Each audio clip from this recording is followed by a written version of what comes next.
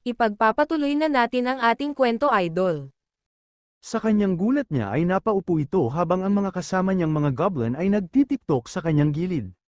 At ang kaganapan nangyari sa kanya ay hindi talaga niya inaasahan na imbes na makatagpo niya si Kibuloy sa langit nang pagkatapos niyang mabangga ng isang dump truck na may kargang isang backhoe, na napunta siya sa ibang mundo na may sistema na lumabas, kahit na may system siya ay hindi pa rin ito ganap na na-activate.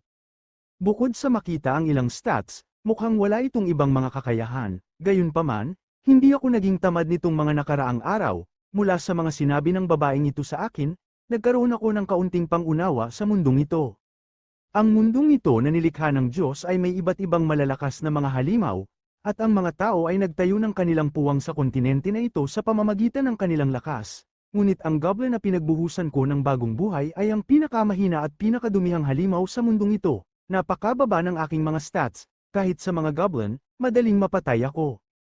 Sa kanyang status ay ang pangalan niya ay si Lin Tian na nagmumula sa isang goblin, at may isang God's blessing, ang level niya ay 5 at ang kanyang class ay wala, may 20/20 na buhay at ang lakas ay 5 at ang kanyang depensa ay 5. Lahing nakasanayan, Jin Dev R equipment, kabuuan ng combat power ng malupit na bato na kutsilyo, 30. At nang nakita niya ang kanyang status ay hindi siya nawala ng pag-asa dahil may paraan naman ang mga goblin kung paano magpalakas. At iyon ay upang makikipagtiktokan sa mga babae, ang mga goblin ay may kakayahan na lumakas sa pamamagitan ng patuloy na makikipagtiktok at pagpaparami, ngunit wala silang mga babae na kanilang matitiktokan, kaya para magparami, sila ay kailangang makipagtiktok sa iba pang mga babaeng nilalang, kaya't patuloy silang nananakop ngunit. Dahil sa dating bayot matuwid na tao ang dating bida hindi niya kayang gawin ang ginagawa ng iba na pilitin ang makipagtiktok sa kanila.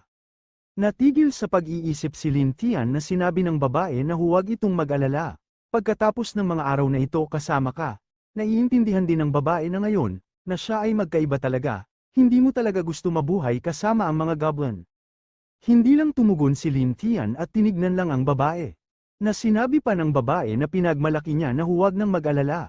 Kapag dumating ang orden ng mga kabalyero upang iligtas ako, sasabihin ko sa kanila na ikaw ang nagligtas sa akin. Ang orden ng mga kabalyero ay laging makatarungan at matuwid. Tiyak na papayag silang payagan kang manirahan sa nayon.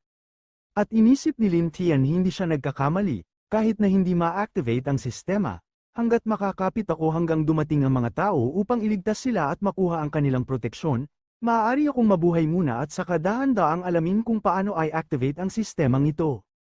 Biglang may narinig si Lin Tian na may mga ingay na papalapit sa kanila. Napamura ang bida sa kanyang isip dahil ang goblin na tumakas kanina ay bumalik ito at nagdala ng maraming kasama.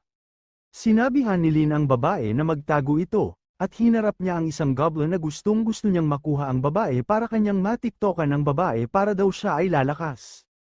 Sa pagsugod nito ay nagulat si Lin dahil may tao, kasabay nito na nalaslas niya ang papasugod sa kanya. Nabumulagta ito na sinabihan niya ang babae na may isang tao nandito para iligtas siya. Natuwa ang babae nang narinig niya ito, mabilis na tumakbo ito para tignan nila dahil sigurado ang babae ito ang Holy Order. Habang sa kinatatayuan ni Lin ay ramdam niya ang banal na kapangyarihan nito, dahil sa isang hampas lang ng kanyang espada ay ubos ang nagkukumpulang goblin na paparating na gulat ang bida. Nagalit ang kabalyero na minura niya ang mga goblin na napatay niya dahil sa nagawa nilang napunit ang kanyang suot. Ang bida na nakatingin ay nakikita din niya ang ibang status ng iba at hindi lang ang sa kanya na ang pangalan nito ay si Order, na nagmula sa tao, ang level ay level 25, ang class Swordsman HP 200/200 strength 30 at ang defense ay 50 kanang skills ay Sword Chi Slash, Sword Dance, Holy Skill Sword Return to Heaven, kagamitan Judgment Sword, Platinum Armor, overall combat power nito ay nasa 400. At ito ang una niyang nakakita ng pinakamataas na stats simula nang dumating siya dito at hindi siya makapaniwala kung ito ba talaga ay tao. Masaya ang babae na binati ang kanyang commander na sinabi niya na andito na ito.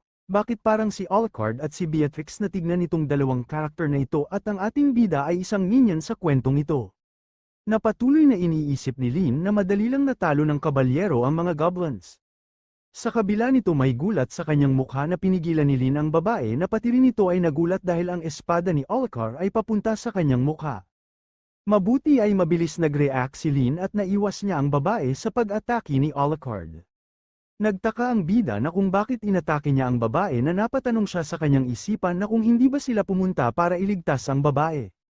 Sa isip ng bida na kung nagkamali lang ba ito dahil sa madilim ang kuweba na napagkamalan lang ang babae na isang goblin. Ang warrior ay tila nainis dahil nasagi ang pride ng warrior dahil sa ang kanyang atake ay naiwasan lang ng isang goblin at ito ay kinagalit niya ng husto. Ang babae na labis na may pagtataka ay agad na nagpapakilala siya sa warrior na siya si Kelia. May mariing sagot ng warrior na pinatahimik ang babae dahil alam naman ng warrior na siya ito. Dahilan kung bakit inatake ng warrior ay dahil ang babae ay dinungisa na ng mga goblin at baka nagdadala ang babae ng mga anak nito, at ito para sa kanila ay marumi na nilalang at katumbas na isang kasalanan na dapat niyang pagsisihan sa kanilang dakilang banal na ina. Ang kagaya niya ay dapat na hindi na umasang makatatanggap ng awa mula sa kanya. Umiiyak ang babae na pinaliwanag sa warrior na hindi siya nadungisan dahil sa goblin na kasama niya ngayon. Na tinuro niya ang bida na ito ang nagproprotekta ngayon sa kanya, na kinagulat naman ng bida. Hindi ito pinaniwalaan agad ng warrior dahil para sa warrior ay ito ay isang kasinungalingan lang ng babae na gumagawa lang ng kwento kaya ay tatapusin niya ito kasama ang bida. At hindi makapaniwala ang bida na mabilis na tumakbo para iligtas ang babae. Na tinulak niya ang babae na tinuro ang exit, at pinalalabas na niya ito sa kuweba. Na inisip ng bida na ito ay hindi niya inaasahan na ganito ang kinalalabasan. Sa maliit na katawan ng dating bida ngayon makakaya kaya niya ang pag-atake ng isang malakas na warrior. Na kinagulat ng ating bida na may isang ilaw na pinagtaka niya kung saan galing. Na may isang nagsalita na pinapahinto ang warrior na mahaba ang buhok. Na kinagulat ng dalawa lalo na ang ating bida na may bumalot na liwanag sa kanyang katawan. Tumambad sa ating ang isang babae na may maamo na mukha at kamukha ni Rafa na may malalaking future sa harap na may masarap na hubog na katawan at may daladalang mga hukbo sa likuran na kasama. Na pinigilang si Alucard dahil nagka-interes siya sa goblin dahil ito ay kakaiba sa ibang goblin. Nagmamadali ang babae na gumagapang na humihingi siya ng tulong at tinawag niya itong Holy Maiden. Na agad na kinuha ito ni Maiden, kinausap ng Maiden ang bida na tinanong ito na kung nakakaintindi ba ito ng salita ng tao. Hindi nakapagsalita ang bida dahil natulala ito na inisip niya kung siya ba ang banal na dalaga na si Aifreya, ang tagapagsalita ng templo na kanilang pinag-uusapan, kung nais niyang makaalis dito, maaaring ito na ang kanyang tanging pag-asa. Na agad na sinabi ng bida na, ikaw ang banal na dalaga na kanilang binanggit, tama? Sa totoo lang, hindi ako halimaw sa mundong ito, dati akong tao. Naging ganito ako dahil sa isang aksidente, maipapaliwanag ko ang lahat kung sasama ako sa iyo. Nang narinig nila ito ay namangha sila, at sinabi ni Alucard kay Rafa na mukhang mas matalino ito kaysa sa mga goblin, na bihira. Na may ngiting tugon na sinabi ni Rafa na ang karaniwan, ang mga goblin ay hangal at mababang uri ng nilalang, hindi sila makapagsalita at makapag-isip ng ganito ka-fluent. Maaaring isa siyang regalo mula sa banal na ina. Na kinumpirma ni Rafa si Bia na kung hindi ba talaga siya sinaktan ng goblin na ito. At natutuwa sagot ng babae na ito nga, at hindi lang yun, hindi rin siya sinaktan at inalagaan din siya nito mula sa iba pang mga goblin at binibigyan din siya ng pagkain.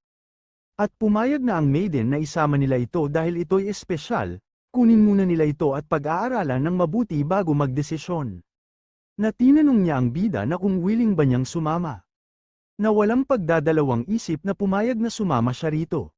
At inisip niya na, sa wakas, mayroon ding nakikinig sa katwiran, dahil ang pagstay dito ay ibig sabihin ng kamatayan, mas mainam nang bumalik at patunayan ang aking kawalan ng kasalanan. Agad na inutusan ni Rafa si Alu na umalis na sila. Habang papaalis na sila ay taos puso na nagpapasalamat ang bida sa kabaitan ng Maiden at babayaran niya ito ng maayos. Ngumiti ang Maiden ng kakaibang ngiti na sinabi niya na sige. Sa kabila ng ngiti nito ay tinapos ng lalaki ang babae na sinaksak ito sa kanyang dala na espada. Na may narinig isang kakaiba sa likod niya, na nanginginig niyang tinignan nito. Na nakita sa kanyang mga mata ang pagkamatay ng babae.